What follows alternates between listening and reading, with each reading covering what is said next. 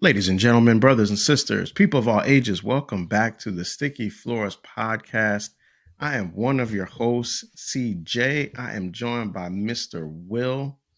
We all here dressed like good and evil in the black and white sweatshirts tonight. We're gonna see which is which. You know, bad guys wear black, good Yeah. guys wear white. It's gonna be tested because tonight we talking about street kings, and Yes, uh yes. and this is a conversation about exigent circumstances. That's where we are. If this is your first time listening to the Sticky Force podcast, thank you for joining. We want you to like, subscribe, and share. Every week we come back to you with movies. We're breaking movies down. Sometimes it's movies from back in the day, like this one is. Sometimes it's movies that are coming out right as soon as they hit the theaters. So it's a little bit of a mix, but we appreciate you joining us for this ride. Mr. Will, what's up with you tonight? How you doing, man? I'm all right, man. What's going on with you, CJ? Doing pretty good, man. Doing good. Doing good. This is a fun movie to talk about, so I'm looking forward to that. If you're listening to us right now, I think we are just coming out of our Limitless show, so please go back. Make sure you check that one out as well. That was a fun movie to break down. I think we're in a nice little move of like early 2000s fun times at the theaters, man. And this is certainly one of those. So as always, I'm gonna kick it over to Mr. Will to give us a little summary, and then we're gonna break down Street Kings. Appreciate that, sir. So, like CJ mentioned, we're going to talk about Street Kings, which dropped in 2008, starring Keanu Reeves, Forrest Whittaker. Even got my man Dr. House in the joint. Got what you Yes, call it? What's yes, yes. yeah, which was surprising, by the way. I really didn't expect that. Even got my man Common Sense, aka Common. Um, even Yep. Cedric the Entertainer. Like it's a litany of guys. Even guys that you look and you're like, oh, I've seen him before in such and such, and you can't even remember their names. That guy. But with that, That guy. yeah, Yeah. that guy Yeah. right there. But with that being said, Street Kings is a fast-paced, gripping crime thriller that delves into the murky world of the Los Angeles Police Department, where loyalty, corruption, and personal demons intertwine. Keanu Reeves portrays Tom Ludlow, a seasoned LAPD detective, and the LAPD's answer to a one-man wrecking crew whose life spirals into alcoholism following his wife's untimely death. Operating within the elite Vice Special Unit, Ludlow's unorthodox methods and ruthless efficiency make him both a formidable force against crime and a controversial figure within his department. The film ignites when Ludlow witnesses the brutal murder of his former partner, Terrence Washington, played by Terry Crews, and is subsequently implicated in the crime. As evidence mounts against him, Ludlow's world unravels, forcing him to confront the possibility that his colleagues may not be the allies he once believed them to be. Suddenly, he's not the hunter, but the hunted, with evidence pointing indirectly at him. The revelation propels him into a labyrinth of deceit and betrayal, where distinguishing friend from foe becomes increasingly challenging. As he digs deeper to clear his name, Ludlow uncovers a web of deceit that suggests the real criminals wear badges. There it is. And there it is. So good guys might wear white and black, but in this film, good guys do not wear badges. For sure. Yo, so this movie, right? I remember seeing this, and I've always just enjoyed watching this film. This has Yeah, always yeah. just been an enjoyable, straight shot for me. I really like Tom Cruise in it as well. Like, I mean, I'm sorry, Tom Cruise. Sorry, sorry, You think he should Keanu have been in it? Reeves. Yeah, no, I'm thinking Keanu Reeves. I think so funny. I think I was thinking Thomas Anderson. So Tom, yeah, I Okay, I was all got you. messed up watching it. But no, man, I really like Keanu Reeves in this, and I believe him in this, like as the last of the ghetto gunslingers. Like, Crazy. he's Even that straightforward title in this alone. joint, man. Even that Right, title right. alone But sounds it's like crazy. it is, man. But it's a funny movie, and you talked about the people, the cast. One of Yeah. the things I really enjoy about this, everybody's cast perfectly. Yeah. Like Keanu Reeves is good. Forrest Whitaker is good. Like you said, my Mm-hmm. man House. What's his real name? What's House's Hugh real Laurie. name? Hugh Laurie. Hugh Laurie, great in this movie, and the dialogue, fantastic. This is one of the first movies I can remember that two rappers are in it. Common and the Game. Game plays the How about grills where that? they beat him up, and this is right when Game first dropped his first album. Oh, it The is okay. Yeah, so like he was they basically, he's trying to get his name out there, trying to get the Hmm. publicity for the not only the record but his so-called budding future prospects as an actor. Um, Yeah. so that was really interesting for me. Also, at the same time, too, Cedric the Entertainer was also like trying to get his acting chops in too. So Hmm. that's why they cast him as that. It's funny though that like a lot of the corrupt individuals in this film are people of color.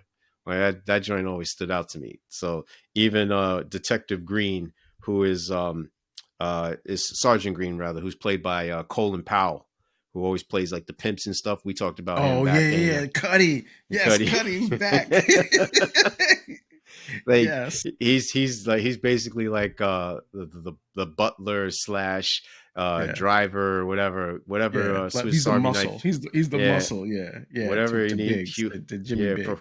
for whatever Hugh Laurie needs, his character. I think like even what's my man's name? Clay Sloan. And you've probably seen him in a bunch of stuff. He's supposed to be Common's partner in that scene. They're Oh, supposed to be funny, cokes hilarious. and Yes. Yeah. Yeah. so Yeah. like Yeah.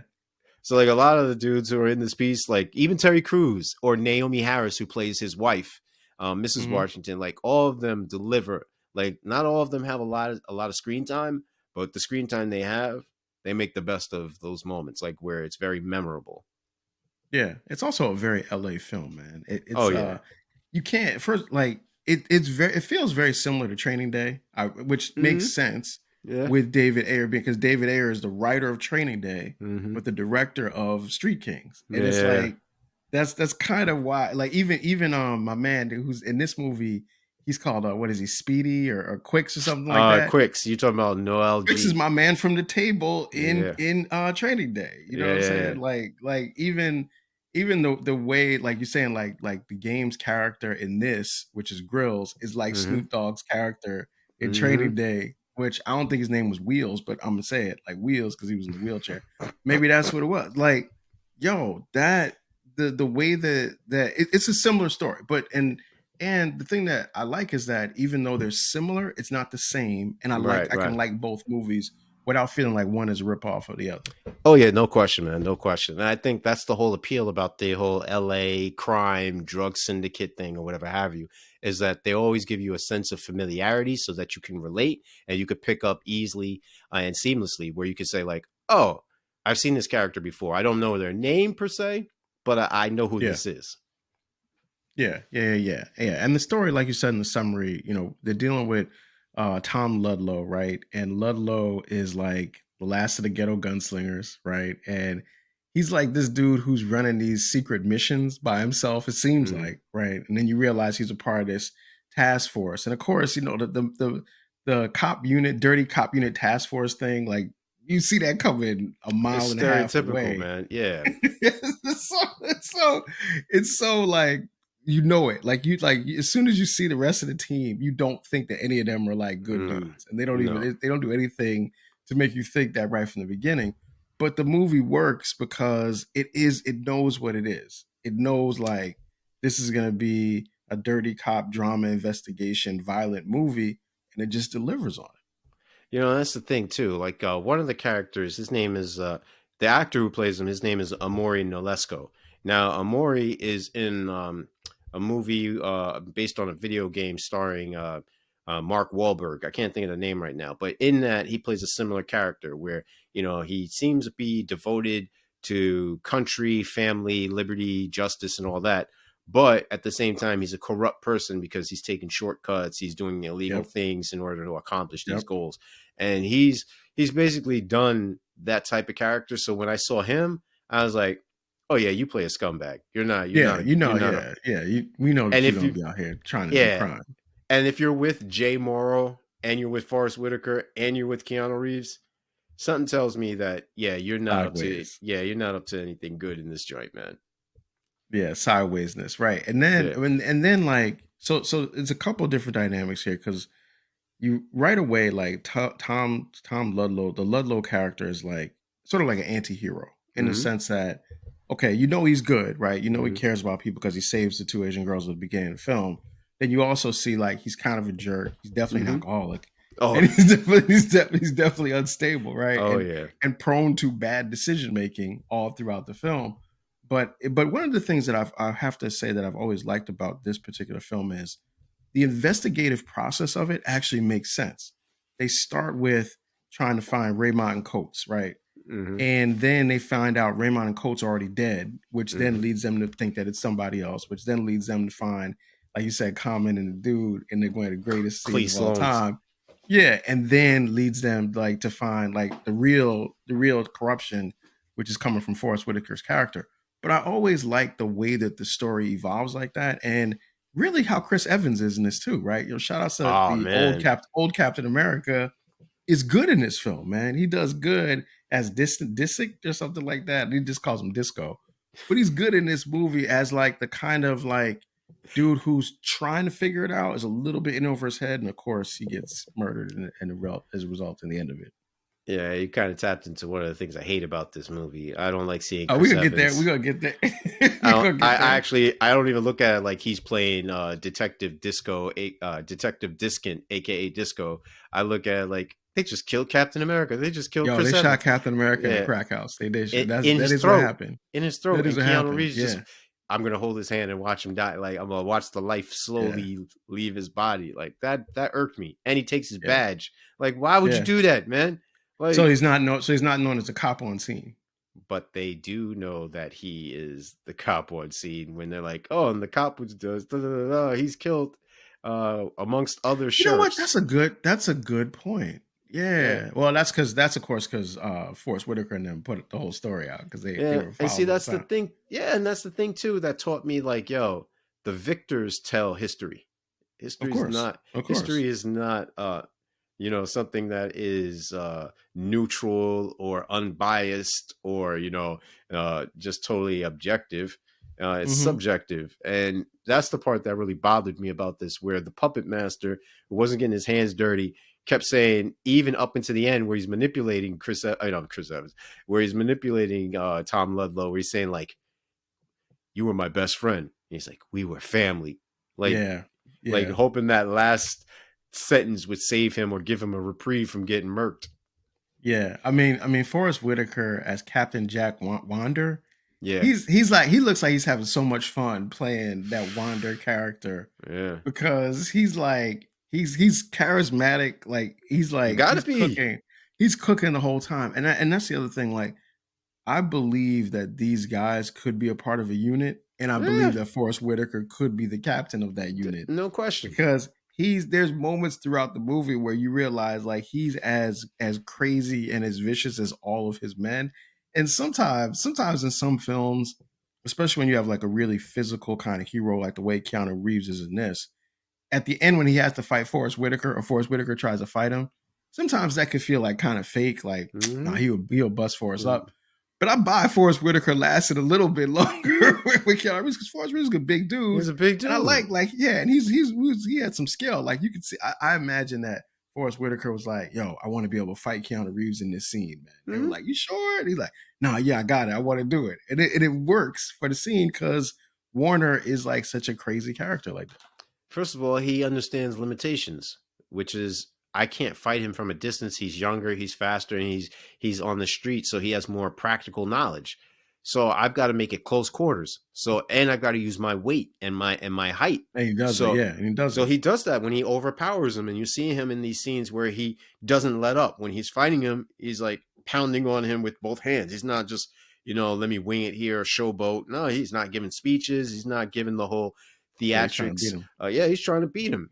And then when what catches up to him is his age, is his weight, Yeah, is the very things that yeah. are his strengths. So I definitely rock with that. I also like the fact that in real life, Keanu Reeves is a black belt. Like he's Mm. really about that life. You know what I mean? So therefore, like it's not as if you can't say, oh, both of these dudes look out of place. No, both of them are dealing with what they have. And Keanu, as we know, he may be 60 years old, but he ain't your average 60-year-old man. Like this is a guy who stays in shape all year round. My third point on this too is that fight scene isn't like some long drawn out where you're like, come on No, it's now. good. It's very well done. Yeah. Yeah. Hmm. You Like know, like like Bourne's Bourne Jason Bourne kind of yeah, fight yeah, thing. yeah, yeah, yeah. You know what I mean? So I'm like, all right, I can actually believe that these two engaging into a fight, like it's like being brothers. You and your brother get Yeah. into a little scruffle, and you're like, all right, whatever. And you're not really trying to kill him per se, but you want him to feel pain. Right. Like, Yeah. yo, You want to break them. you're going to feel these hands. You know what I mean? Like, so I get it. I get it. Definitely a powerful scene. Yeah, it's a good scene. It's a good scene, man. And the movie is I remember like one of the things that the movie kind of got me on right away was like the dialogue.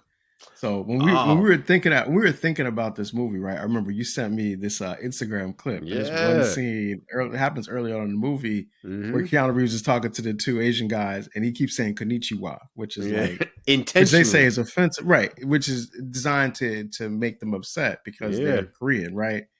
And then the line that he says, and I know I'm gonna get it wrong, but like, you talk black, you drive Jew, you dress something. No, he said you talk black, you dress Italian, you That's drive it, dress. German, and Yeah. and something Jew or whatever. And he's like, I so thought it how was am you I? drive. Yeah. Anyway, the point is, it's a great line. No, Go they were ahead. Go, driving BMWs, the German car, oh, German cars, right, and right, right, Mercedes. It right. was a BMW or a Mercedes in the background. It's three cars. Keanu pulls Hmm. up in the Charger, and he's like, "Here, I give you the keys. Plates are Yeah, clean, everything, yada yada. Paperwork's good." And they're like, "If we yeah. want your car, we'll Great just scene take though. it." Yeah, that's, Yeah, that's great scene, great scene.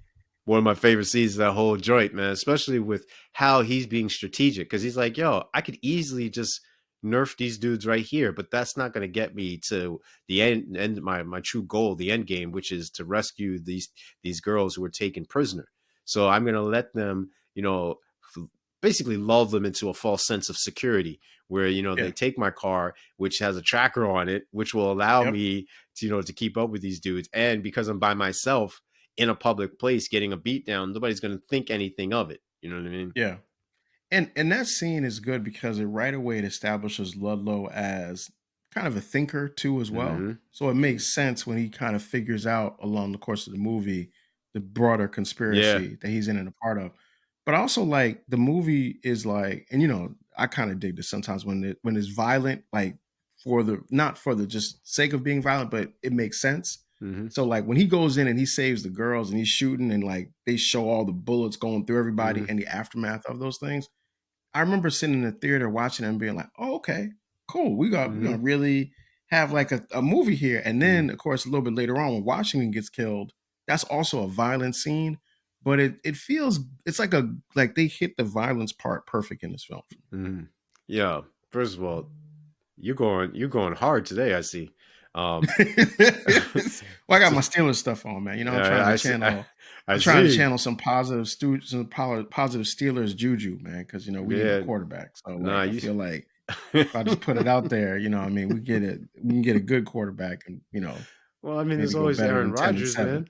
Always Bro, Aaron Rodgers. that's come on, man, come on. That's not even excitable for me, man. Just saying. That's He that might be is your Tom Ludlow, man. Who knows? But speaking of Tom, I think that one, the he's last of under, the last of the ghetto and that's what I'm gunslingers. Aaron saying. Like, Rodgers.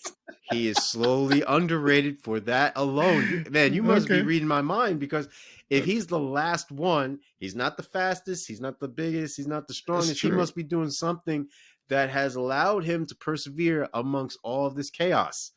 Yeah, And you're he's a right. So one at the man end, army. He ain't got no backup.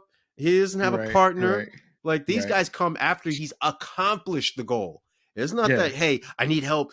Send backup right. No, no, no, no, no, no. No, no, yeah, yeah. He's about that life. He is. He's about So that. I what? see. I thought we were still. For a second, there, I thought we were still in the Aaron Rodgers joint because I was like, No, no. wait. So if That's the so, if Tom comparison. Ludlow, so if Tom Ludlow is Aaron Rodgers, and does Yes. that mean that Forrest Whitaker is Mike Tomlin? Yes. They're Yes. going to fight. They're going, at the end of the season. At the end of They're the next going to season, be they're going to fighting fight. for wrestling for control and that, supremacy that to see who's the man in the locker room. Yes, man. listen. That's the parallel. It's unfortunately a possibility. No, it Unfortunately, I is could the see that. possibility. What'll Unfortunately, happen? I could see that happening. What'll happen is you guys are gonna be like, yo, we've already put the offer out there. What's good? The Vikings are gonna be like, nah, we don't want Aaron Rodgers. We don't want Brett Favre part two. Right. So he's Right. gonna want to play, because he's like, yo, there's a bad taste in everyone's mouth about Aaron Rodgers. That's not who I am, et cetera, et cetera. So why don't I go over to Pittsburgh, try and win this one chip so that I can go into the Hall of Fame with at least two, so people stop trying to compare me to X, Y, and Z person who only has one, a la Trent Dilfer. And then they'll say, all right, cool. While I'm here, I might as well flex a little bit, say with my chest. And Mike Tomlin's going to be like, look, we cool and all, but you know who really runs this show. I lead Gotcha. men. Yeah. I'm just saying, man. Yeah. Hopefully that's not what. Hopefully that's not the outcome, because that wouldn't feel great for me, man. What's the name of the D tackle y'all got who's already talking junk? Like, yo, if you want to be a Steeler, then just be a Steeler. But back to this movie though. Back to this movie though. So what are you saying about Tom Ludlow? I'm saying that not only is he the last of the so-called ghetto gunslingers, I don't even like that term, but he also shows a capability and a willingness to do whatever it takes in order to survive, to ensure his survival. So what do I mean by that? He drinks, he's out here catching bullet wounds and having illegal relations with the nurses and the nurse inside the hospital, which is clearly a violation of any type of standard or code or moral authority. And it's messy. Yeah. Oh yeah. And it's just messy at work, but good. Yeah. But at the same token, though, it suits him. He is a guy who you would think like, consistent. Yeah, where he's consistent with the character. Hey, my wife died, and then when you find that his wife died due to cheating on him, having they call it adultery. Nah, she was cheating. That's a classy way of saying it. No. She was cheating. I mean, it's adultery because she was married. No. She was cheating. Like, let's just call it adultery. What it is. I understand adultery is because you're married. I understand that. Cheating is what people who aren't married do. No. She's cheating because she's going against everything that says, yo, look, this is not how we engage in things. One, the worst thing that anyone could do is get caught cheating in a compromising position. And literally, she was just that. Then to add insult to injury, she dies in the street on a in front of a hospital. Yeah. So now she's cold, alone, and now she's basically, half dressed. And the dude who did it, either he doesn't realize or he just doesn't care that it's a cop's wife. So that's probably why he did it that way. Well, that too. But that's probably why he did it that way, actually. But think about that. All of that leads to the guilt, the frustration, the anger, the unanswered questions that Tom has. And what do you think somebody like that is going to do? He's going to spread chaos to other people, hurt people. Mm-hmm. Then in turn, what adds even more layers and depth is here's a guy who, he said it. Washington and I were brothers. The white cops didn't like me because I was partners with a black cop. Black cops didn't like him because he was partnered with the white cop. So we made it work. We were brothers. We recognized that we only had. So he has a moral compass. He was a good person.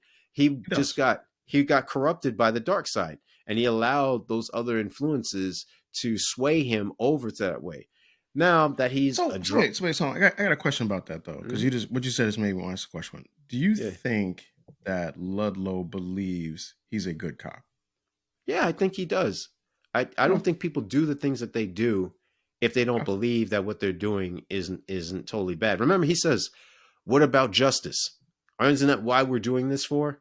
So he's like, "Yo, people up." Yeah, so he's like, "Yo, at the end of the day, I'm putting down people who deserve to be put down. They're mad dogs." So it's not like he's basically the Punisher, because he's saying like, "Look, I don't get it wrong. These dudes, if we allow them to live in jail for the rest of their lives, it's still burdening the public with having to foot the bill for them. They still get 3 hot meals. They still have a place to dwell. They still are breathing the air that their victims are no longer allowed to." So I think Tom rationalizes it in a way where it makes sense.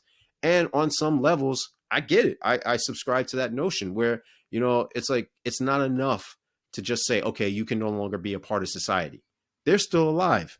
The people who are the family members, the loved ones, have to deal with the fact that this person is here and my loved one isn't, through no fault of their own. But that's the sort of the moral difference between him and Washington, though. Yes. Washington is saying, because even when I get into the argument in front of the crime scene or whatever, Washington's like, he's like, listen, even though those dudes were criminals, no doubt, they deserved to have their day in court. They deserve because they're people, and you can't just execute people, and you certainly can't execute people as the police. And that's where it gets cumbersome, is like with Washington's assassination. He was murdered by the sheriffs, Coates and Fuentes. Like literally, Yes. they're Yeah. sheriffs who, Yeah. quote, as per Wander, got caught up and got so deep undercover that they forgot who they were. Yeah. I don't know how that happens. They're in it all the way, man. Yeah, They're like what would have happened if Jay Reed had just spent all the time around Dwayne Giddens. And yeah, for people who have watched whatchamacallit, they'll know in that too reference. deep. Some people will know that reference. Mm-hmm. But yeah, man, yeah. So and then right, Washington gets killed, and that's kind of like I think that's the moment where He has his wake up Ludlow call. becomes a little bit he becomes different at that Mm-hmm. point because he wanted to beat him up Yeah, he just wanted to beat him. right before it happened. Yeah. But I think that's the difference. I think it's like, yo, we get into an argument, and then it's like, all right, we got to settle this outside. I'm not going to kill Mhm. you, but you're going to feel my point. You know what I mean? Like, you're going to really Yeah. understand what time it is, and then we can reconcile and be cool again. But right now, we've got to settle this with our fists. Whereas those guys came in and they were like, no, we're going to end you. And we're not only going Yeah. to do Well, that, they're assassin. Yeah. that's why I said he was assassinated, because they stood in front of him, and this may be a more visually graphic than what people may be able to handle, but literally around his cheekbone area, they show bits and pieces of his flesh and the bullets Mm-hmm. when Yeah. Terry Crews is lying on the ground, and there's a puddle of blood like Mm-hmm. all surrounding him. And the I think the realistic thing is that not the most people are not always at their best in some of these situations where you would expect them to be. Like, here's Mm-hmm. John Ludlow, this known proficient executioner, Phone book Tom. Yeah. and then all of a sudden he's hiding behind an aisle counter. You know what I mean? And he's not aiming directly. He's shooting over the top backwards with a little revolver, and that's the one bullet that gets caught in I know. Washington's shoulder blade, his scapula. So it's like even he has a moment of desperation where he's questioning, like, will I survive? Oh my God, help me! Somebody, please save me, etc., etc. Yeah. Yeah. Which also is interesting because like at first I always thought like his character kind of had a death wish, but in that moment you You see think so? like nah he actually wants to. Yes. Yeah. He And does. I think why it's a would you death say that? wish. I didn't get that. Because like when he gets to the scene with I'm gonna call him Disco, right? Diskin, Uh, right? When Disc. and they're about to go out, and he's like basically saying to him, "You should go home because I know that what I'm gonna do is try to kill these people, right?" I get that. I think that when your mindset is I'm going to go and kill someone, especially in that line of work, you actually also have to face the reality that I could get killed as well. And the fact that he was willing to do it by himself meant like him saying, if I die, so be it. But I'm gonna get these dudes. And if I come back, cool. But if not, cool, because he doesn't really have anything else. Mm. Like even the woman that he cares about, I get that, but he's still understandably upset about the passing of his wife. He's got Wander. He doesn't seem to really like the rest of the dudes on his crew. Because They're not really. Wander was his It's like partner at it's one like his time. dad. He's the Yeah, guy who actually trained him. yeah. Wander's like his man, but the Mhm. rest of him, he's like whatever. I just thought that like he was kind of he was like whatever happens happens. Accepting of his fate. Mm. Oh, okay. See, I didn't get that. It came across to me as he was like, look, I do this every day. You know what I mean? Yeah. So Mhm. I've made peace with that years ago, that there's the potential Yes. that I could be killed in the line of duty. I think it was Yes. more like him warning this guy, like, hey, Diskin, I see something good in you, something pure. Yeah. You could It's that still be too. Mhm. a good cop, do everything on the level. I don't want to expose you to this thing over here. No, you're not ready for that. It was cool when Yes. we were going to, into the Hispanic section of things, the Spanish section, the Latino, Yeah. Latinx section over here, the Mexican section Mhm. over here. We were just going to scare these dudes. That's fine. But this right here, nah, he told him, what do you think's going to happen? I'm going to Yeah, you're murder. gonna arrest these I'm going, guys. I'm going to murder these. So to me, it was like he had the vision. He self-fulfilled that. And he was like, yo, Mhm. I'm carrying this all the way through to where now if there's heat, it's an unsanctioned hit, and I'll take the hit Yeah. for that. You know what I mean? Like, I'll get the reprimand and all that. Even potentially face being imprisoned for that. I can deal with that. Yeah. You, I don't want to corrupt you even more than what I've already did. That's what Yeah. I was I getting. think I he's don't think it was that. I think he definitely had I think that's real too. I think that's real. I think he's saying I agree with that 100%. I also just think he's good now cuz he's Mm, like I'm good. I know I know where I'm headed. I know where I'm headed. Yeah, and I earned it. I earned that seat on that on that bus in Fire and Brimstone. I got there. Right. But yeah, No. I mean, like, and you know what? You know, one of the things I like about how that whole scene plays out is that later on, when he's talking to Wander and he's like saying how you got somebody innocent killed, and Wander's like, that is entirely your fault. Like you didn't have to do none of that. I Yo, tried to get you to stop this. I tried to get you to leave it alone. I tried to get you to not keep investigating. You did. You got him killed. It has nothing to do with me. And I was watching. I'm thinking he's right. like Wanda's right. And that talked about in the cake. I got a couple. I'm gonna run through them real quick. yeah. I talked a little bit about it. I like when Tom saves the girls because it just shows you like he's willing to do all this stuff to save people. And also, you also know that he's kind of dirty in the beginning because he comes in and then he starts setting up the crime scene before the other cops get there. So he like puts the gun in one person's hand, he shoots the door, Yeah, and throws from another the gun. right angle too. So he lets you know, yeah, I'm sideways to it. I like that because it just introduces the whole character to you. Yo, when Wander talks to Biggs in the office after he tries to press out Ludlow. This is a great scene when he's telling Oh, him you ain't like, told "Oh Daddy. yeah, you like Tom, don't you? You like I saw you was looking at him." Like all the psychological stuff about it, and then you find out that they used to be partners and they know each other, and then like the It's a jokes vicious about like, cycle. yeah, I mean like because this is a semi family show, like we can't really say all the lines that are in Well, there, let's just but say the comeback one was between the two of them great. It's just classic line stuff. I like that. Yo, the Common shootout scene. So when Common is involved in this shootout, once again, like we were talking about in the pre-production, like this should be like a YouTube scene that you can just see all the time. It's just so funny. Like the way that Common is talking to him and he's saying real he's calling life you by your walking slave talking name. nightmares. Winston, It's hilarious. why you let him It's call by it's your slave name? Right. It's hilarious. Like, please, even if you've never watched the movie before, just watch that scene. It's hilarious. I love that joint.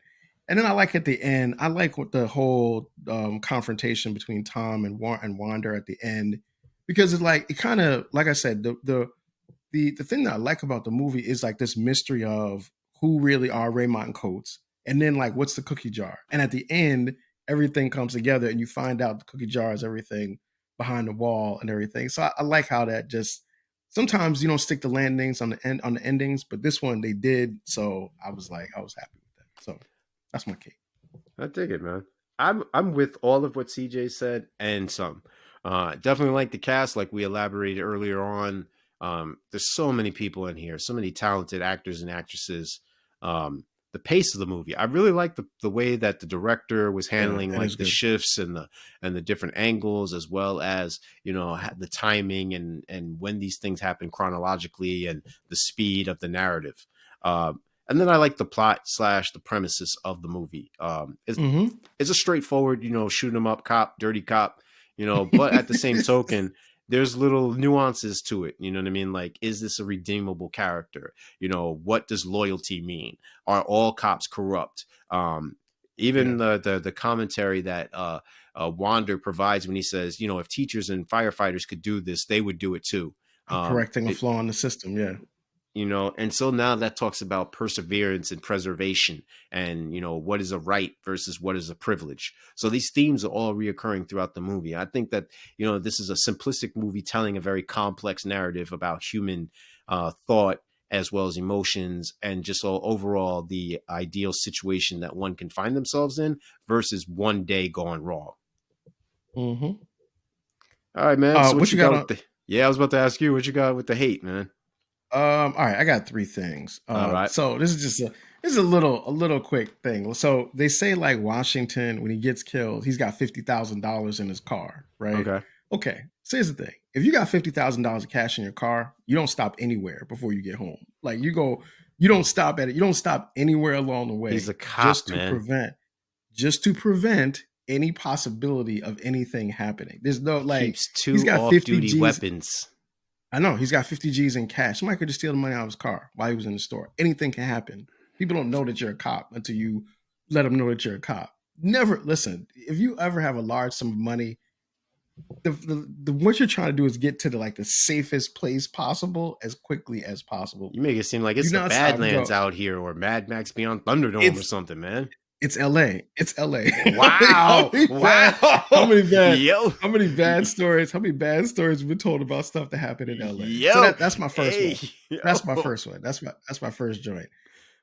Second joint. All right, the shootout scene with Common and the dude and everything. So Keanu Reeves' character is hiding behind a couch while they're shooting like high-powered automatic machine guns at him. Those guns would rip through that couch and they would cut him to pieces. Like one of the things in movies, I get it. Bullets can do all kinds of different things, but bullets go through a lot of things fairly easily. They're gonna go through that ratty couch that they were sitting on. You can't You hide behind thinking a that couch. He about the should have hit refrigerator too? Because remember, he was the using refrigerator. refrigerators. Makes more sense. At least there's some like metal there to it. That was an old school refrigerator. That couch, ain't them. No bullets stopping that couch. The couch, he got cut to pieces in there, man. Them dudes are shooting Uzis at him in a 10 foot by 12 foot living room. So anyway, all right, that's that one. And last but not least, okay. So I get it that they want you to know that Tom has been framed, right? But the police are never going to say that fast to a situation. Yeah. This is the person that we're looking for in conjunction with the murder of these three. That never, What was the dude? never Nah, happened. what was the cop, the black cop out in L.A. who ended up going on the Never manhunt, killing happened. other cops, and he was out in the They He mentioned was all. considered a terrorist, and they caught him, and that was like after he had already He was still a allegedly cop. killed 3 people. They're not going to do that. This is my hate, and I'm standing on it. What's yours? Definitely not that. Definitely not that. What's yours? I actually like that. I don't think there was enough action, to be honest with you. I wanted more gun violence. Call me crazy, but I just didn't think that there was enough. And then last but not least, like I told you in the pre-production meeting, I'm highly upset that they killed Captain America, man. I can't believe that they killed off, literally in such a dramatic means too, Chris Evans. I didn't see it as, yo, Sergeant or Detective Disco Discant got shot. I looked at it like, Mm-hmm. yo, they just executed Steve Rogers with a bullet to the throat. And Yeah, all that John Wick could do is just hold his hand. Like, yeah. make that He make wasn't sense. Steve Rogers. He wasn't Steve Rogers at the time. No, he wasn't. He was Human Torch. But even still, I was like, yo, this is Yeah. garbage, So man. yes, you mad they shot Johnny Storm at Yeah, that point. man. I'm like, come on, He should dude. have had the Captain America shield. If he had, he would have probably survived. The vibranium was blocking it. Hey, look, it would have held it better than the couches. It would have. It would have did better than that. I All dig right. it. All right. What we got on the questions? Why don't you go first and then I'll hit mine. All right. So I only got 2 for you this time, man. What defines justice? And by that, I'm going under the auspices that, you got Tom Ludlow out here dispensing what he feels is street justice or just justice, however you wish to categorize it. His belief is that, he sees that even though he's breaking the law, it's justifiable that he's breaking this particular law as far as executing these guys and they're not getting their day in court. So from this perspective, what challenges do you see, these traditional notions of, right and wrong?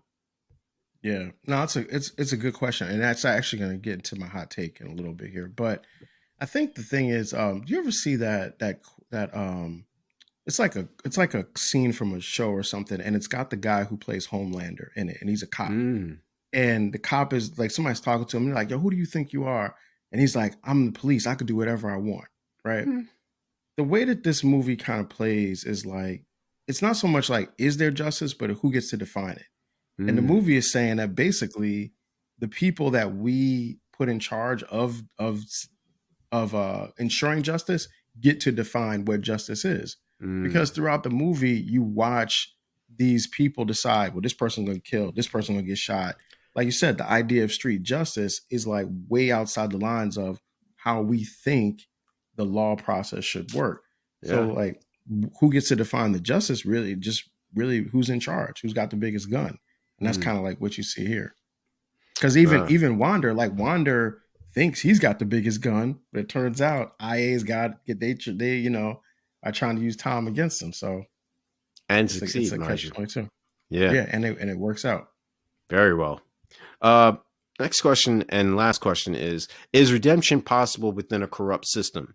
So, you got Tom, you got Fuentes and Yep. and Coates, and I forget their real names where they actually mention like, yeah, there's sheriffs with this department or whatever. But nonetheless, you have Wander, you have his team, you know, all these individuals who are supposed to be part of the system but are actually doing corrupt things. I mean, when Tom is reassigned temporarily to the desk duty, the black cop that he's talking to even tells him like, hey, I know you want to help people or whatever have Yep. you, or you're going to feel compelled Yep. to help your fellow officers. Don't. All this will wash Yeah. itself out. Just take reports. So with that being said, what prompts the question of true redemption? When you're willingly doing something and knowingly doing something that is morally wrong, are Yeah. you able to truly feel redeemed? No, I don't think they can because they're still a part of the same system. So like even Mm, at the end, right? Ludlow, he was being used by Wander hmm. to run all these corrupt missions, right? Right, And then at right. the end, he finds out that really Biggs has also been using him to run a Hmm. mission the same way. So Yeah. he's still in the same situation. And actually I don't think like that character probably goes on far after that because now he's become this he knows too much dirt on everybody. Now he Mm, knows all the dirt from Wander and all them. He knows that IA is dirty. He knows that everybody is willing to like wash away all this corruption as long as it benefits them. So, like I think you can try to do like good within like the corrupt system, but eventually it's gonna catch up with you. Or not so, catch up with you in the sense of like you're gonna get punished, but that you're gonna stay corrupt the longer you're in it. see, that's interesting, man. You mentioned that there's the high potential for Ludlow to be exterminated because he knows the dirt on all these other individuals. But eventually, Yeah. everybody knows that there's dirt on everyone. Like Yeah. Hugh Laurie's character being asked, Biggs being asked to go get this for the chief. Like Yep. he didn't presume that he was going to look in there and see what's what, or even Sergeant Green, who's with him. Where Yeah. eventually you're gonna have to start killing off everybody because everyone knows that there's something that everyone has to hide. All of them are Yep. intelligent enough to know that all of us have dirt. Yeah. But I don't think like so I don't think that just everybody being dirty protects everybody in the system. I think eventually Oh, really? somebody gets rid of someone else who's more dirty than them or the person they can Mm, get at that time. I mm, mean, it's a lot. I mean, like it's a lot of people. Think about the people that are in prison now for things that they actually did 20 years ago. mm. And 20 years ago, everybody let you get away with it. But now they're like, oh, today you're going to go to jail now for this. Right, right. I mean, Well, people, I mean, a lot, I mean, like there's been people that have been, I'm trying not to name names here. That's why I'm not, being like kind of broad. But there have been people who have been known to be committing crimes for quite some time that were mm, allowed to do that for that period of time, for whatever the reason may be, that eventually people turn that off and now mm, they can get you. right, right.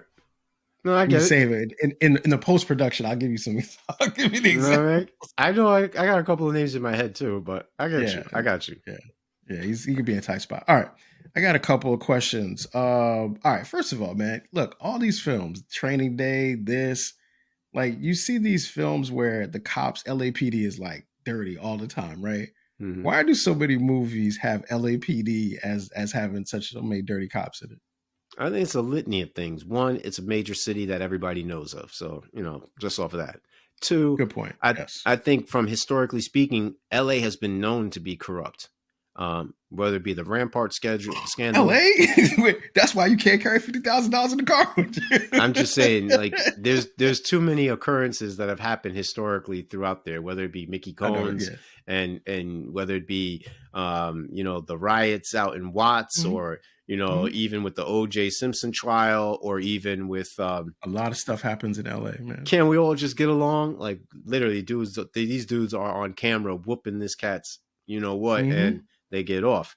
So I just say like LA has justly earned their notoriety based upon historical evidence. There it is. There it is. All right. All right, so Wander. So all right, so we talking about Forrest Whitaker's character in this one. Hmm. Okay, so is Wander really is Wander like also a part of the corrupt system, or is he like the corrupter of the system itself? Like is he bad by connection, or is he just like he's got good at playing the bad guy in the system, too good at playing the bad guy in the system? I think it's both, man. I think that Okay, he is a morally compromised individual going into being a police officer. So it's not no like doubt. he Yes, needed much endorsement, pushing, or peer pressure. I think that he understood, like, hey, if I want to advance, one way of this advancing, is how you do it. it may not be merit based, it may be having leverage. He said, "Man, I'll be very pissed." Um, Yeah, no, it wasn't. It you wasn't know what I that. mean? And I also think that it fits into the narrative of, you know, if you have a couple of bad apples, if there's so many good apples, why don't they get rid of the bad apples? They don't. Hmm. They, for whatever reason, they don't. We know this to be true.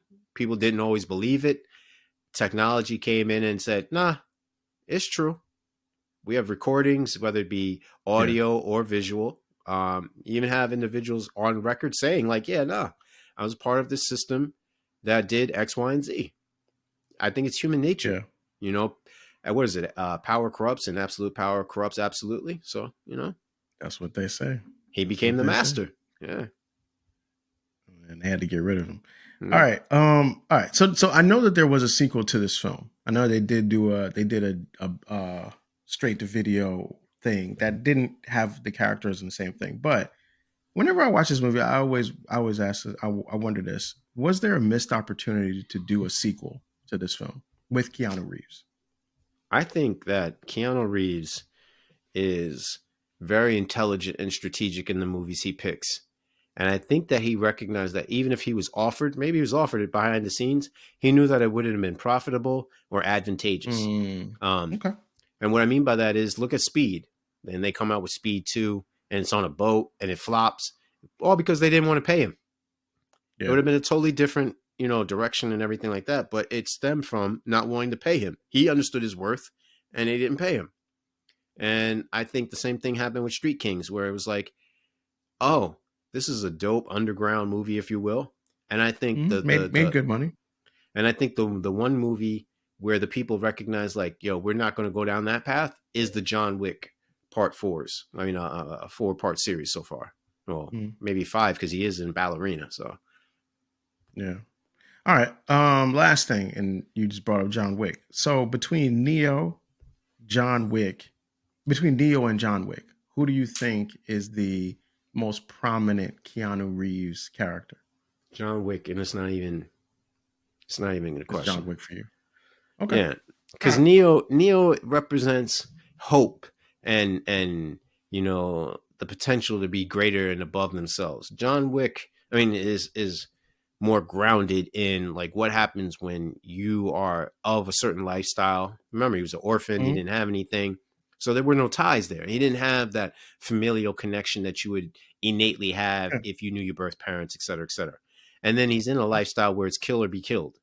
And then on top Mhm. of all of that, here's a man who finally is able to find a sense of peace and love, and it's taken from him. And not through the Yeah. normal means by which you would think of someone of that ilk would be deservedly so, of being robbed of. It's a disease, but it's capsulized when Vigo says to him, "And this is why God took your wife and cast you upon me." Yeah. It's poetic. So it's John Wick. John Wick. It's John Wick. All right. Cool. All right. Let's get to the popcorn boxes. I got 4 on this. And I'm I with like you. this movie. I like And this I'm, movie. I like watching it. It's entertaining to watch every time I see it. I've seen it a couple times too. Yeah, I mean, like, and I don't know too many people who haven't seen Sneak. Well, I know like our circle, but most of the Mhm. people I know have seen Street Kings, and it's good. It's a good movie to watch. So yeah, check it out if you haven't.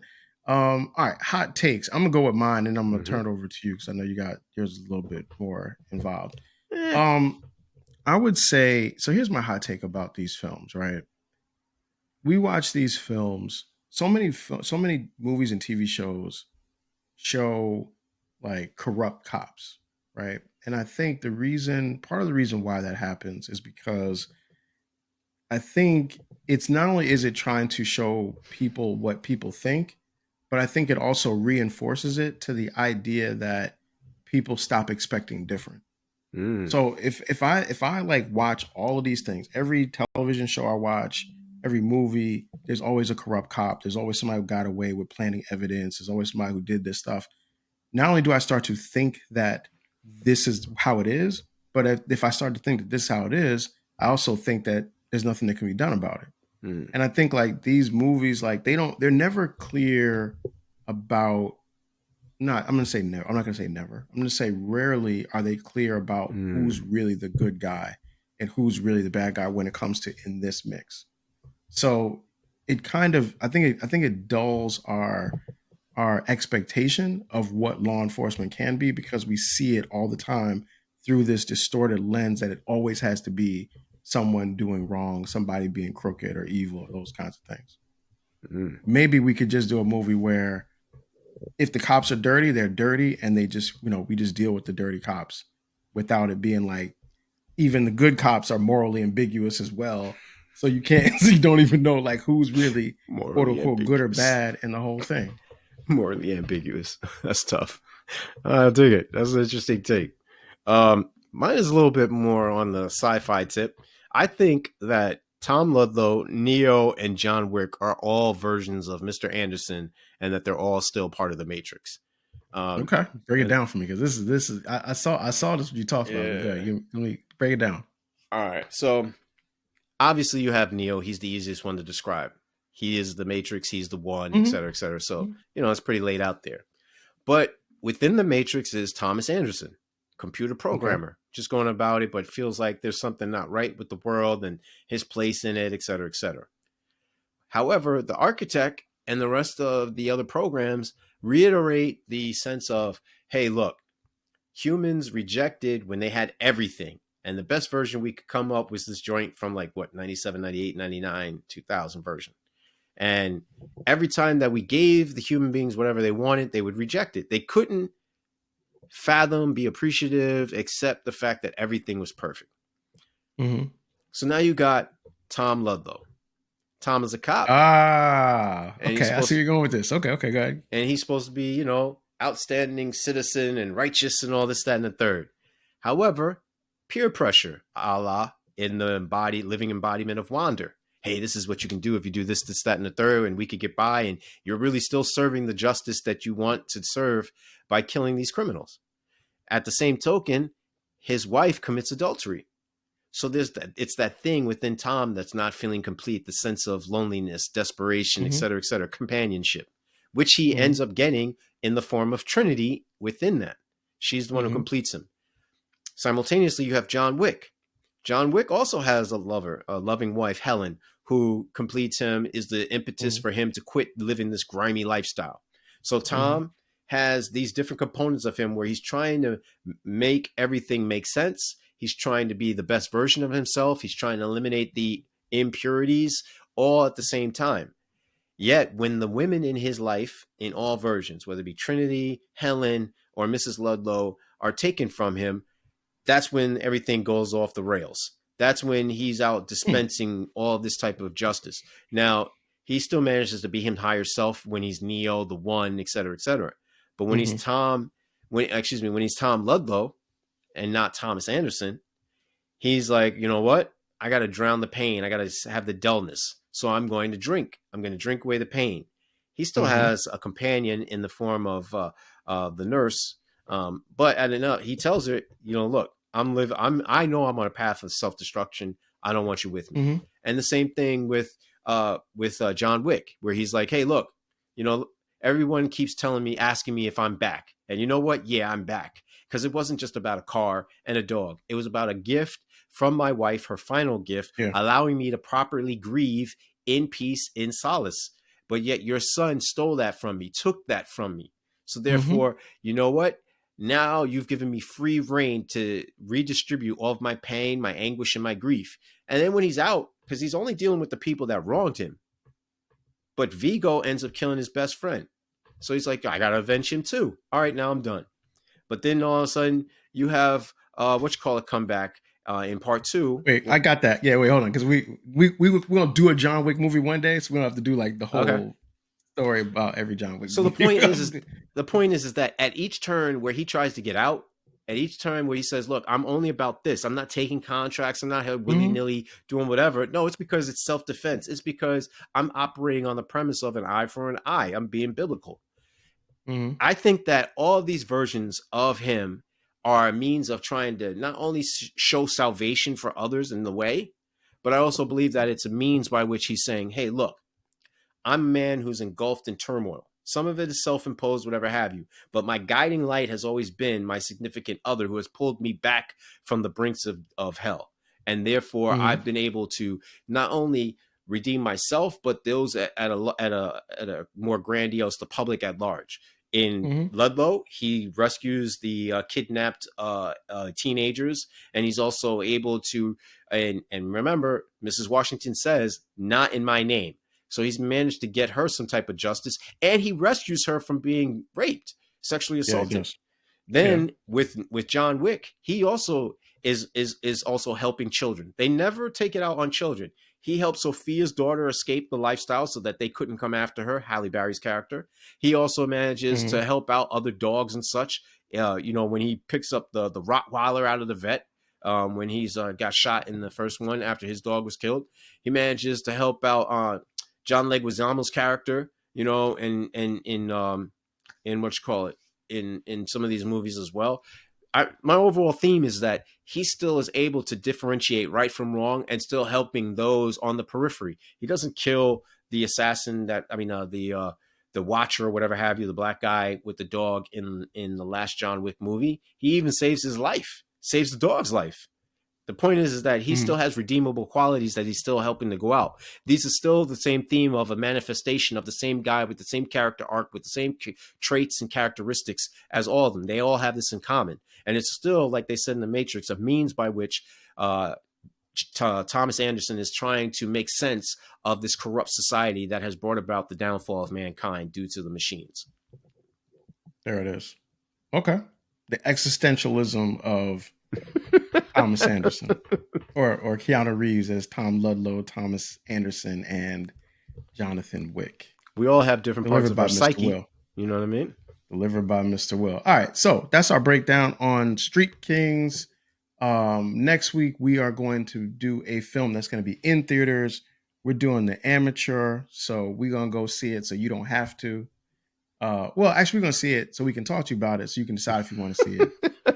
You might decide to see it. Good Hopefully, save. it's worth seeing it. Right? We'll see. We'll see how it plays out. But once again, Sticky Floors Podcast is available wherever you get your podcasts. We are available on Apple Podcasts, Spotify Podcasts, and YouTube. Please like, subscribe, and share our YouTube channel so we can grow it. We will see you again next week. Peace.